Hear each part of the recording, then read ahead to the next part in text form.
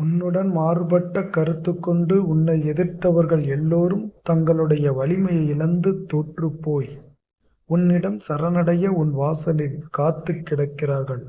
அவர்களைப் போல நாங்களும் உன்னுடைய புகழினை பாட உன்னுடைய வாசலில் காத்துக் கிடக்கிறோம். நீ அதனை ஏற்று எங்களுக்கு அதற்கான பலனை தருவாயாக என்ற அர்த்தத்தில் வருகிறது இந்த பாடல். ஏற்ற களங்கள் எதிர்பொங்க மீதளிப்ப மாற்றாதே பால் சொரியும் வள்ளல் பெரும் பசுக்கள் ஆற்றப் படைத்தான் மகனே அறிவூராய் ஊற்றமுடையாய் பெரியாய் உலகினில் தோற்றமாய் நின்ற சுடரே துயிலெழாய் மாற்றார் உனக்கு வழிதொலைந்து உன் வாசற்கண் ஆற்றாது வந்து உன் அடிபணியுமா போலே போற்றியாம் வந்தோம் புகழ்ந்தேலோர் எம்பாவாய்.